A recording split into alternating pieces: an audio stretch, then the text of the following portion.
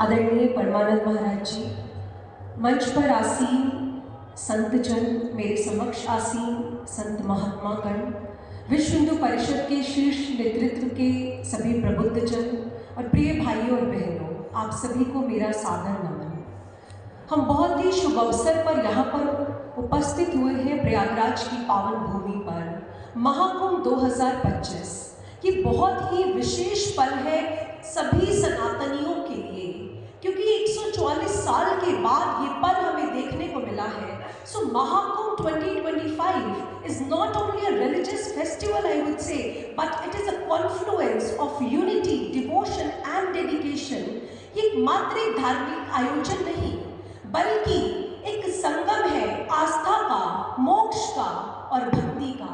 हम देख रहे हैं कि देश विदेश से लोग यहाँ पर आए हुए हैं and the entire world is watching us. पूरे विश्व की नजरें हम पर टिकी है।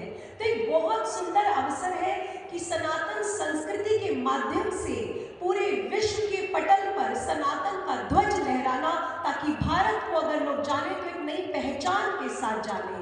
और वैसे भी हम सभी देख रहे हैं ये एक नया दौर है भारत का, ये एक नया भारत है, क्योंकि भारत एक जियोपॉलिटिकल लीडर बन के उभर रहा है। चाहे वो डिजिटल एक्सपर्टीज हो, इंडिजिनस डिफेंस प्रोडक्शन हो, चंद्रयान हो या किसी भी चीज को ले लीजिए। लेकिन अब दुख किस बात का है, पीड़ा किस बात की होती है? पीड़ा इस बात की है जब हम ये देखते हैं कि युवा जागरूक नहीं है सनातन धर्म को लेके।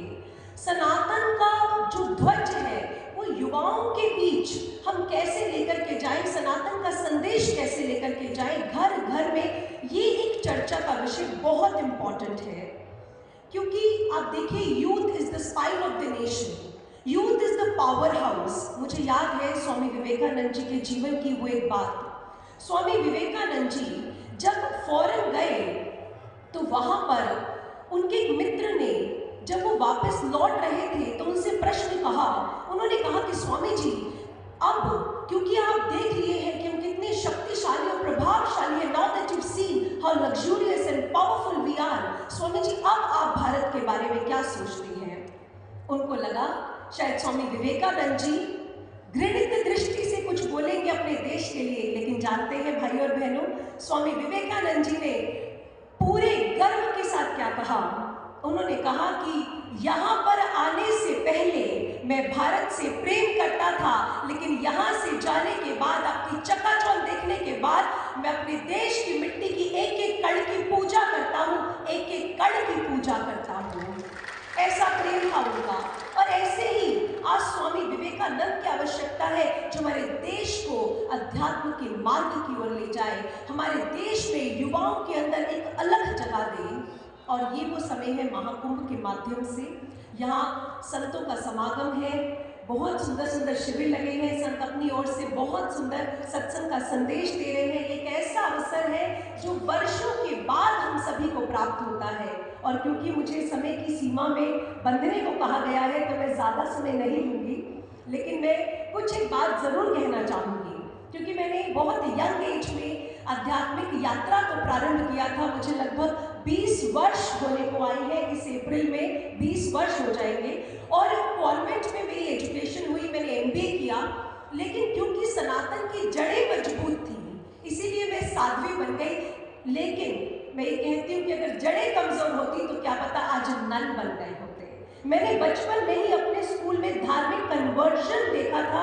अब बचपन से आप सोचिए, वेटिकन सिटी से हमारे स्कूल को स्पॉन्सर किया जाता था, और इसीलिए धार्मिक कन्वर्जन के अगेंस्ट हम लोगों ने एक मुहिम छेड़ी हुई है, लव जिहाद के अगेंस्ट भी मुहिम छेड़ी है। बहुत सारा ऐसा अवसर मिलता है जब डिफरेंट चैनल्स के माध्यम पे बोलने का मौका मिलता है और ट्राइबल एरियाज में भी जाने का अवसर मिलता है, तो हम ऐसा भी बहुत सारे कार्य कर रहे हैं ईश्वर की कृपा से, जहाँ पर युवाओं को जागृत किया जाता है देश के प्रति, सनातन संस्कृति के प्रति। और मैं तो बस इतना ही कहूँगी, ये बहुत सुंदर दृश्य है महाकुंभ का, और सभी संतजन, महात्मा जन है, प्रबुद्ध जन है, सभी बोलेंगे। मैं बस आप लोगों से एक छोटा सा आग्रह करूँगी। रविंद्रनाथ ठाकुर जी की कुछ पंक्तियाँ मेरे मस्तिष्क में आज का ये दृश्य देखकर उभर रही है। उन्होंने बहुत सुंदर कहा था, एक ऐसे भारत की कल्पना की थी जहां सब सर उठा के जी सके, जहां पर राम राज्य हो। उन्होंने कहा था, with the mind is without fear, with the head is held high, with the knowledge is free, with the society has not been broken up into fragments, my father led my country awake। एक ऐसा भारत जहां सभी एक साथ, एक गति, एक सुर, एक ताल से चल सके। जानते हो कैसे बनेगा? मैं आप सबसे आग्रह करूंगी कि आप दोनों हाथ ऊपर कर लीजिए, सभी लोग जो मंच पर भी बैठे हैं, सभी संत समाज, और आप सभी दोनों हाथ अपने ऊपर कर लीजिए और एक दूसरे का हाथ पकड़ लीजिए। सभी से मेरा आग्रह है, आप अपने पड़ोसी का हाथ पकड़ लीजिए, दोनों हाथ ऊपर करके सभी एक दूसरे का हाथ पकड़ लीजिए। आप भी सभी का हाथ पकड़ लीजिए। देखिए कितना सुंदर दृश्य है ये, काश आप यहाँ से देख सकते। अगर ऐसे ही एक साथ एक गति से चलेंगे तो भारत फिर से जगत गुरु कहलाएगा और भारत को जगत गुरु बनने से कोई नहीं रोक पाएगा। And brothers and sisters, trust me that world will not only clap for us, world will salute us. वो दिन दूर नहीं है और ये इसका श्रेय पूज्य संतों को जाता है जो सनातन संस्कृति के लिए लगे हुए हैं। मैं इतना ही कहते हुए अपने वचनों को यहीं पर विराम दूंगी।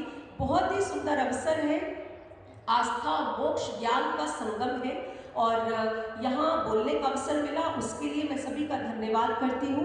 जय श्री राम, जय श्री राम।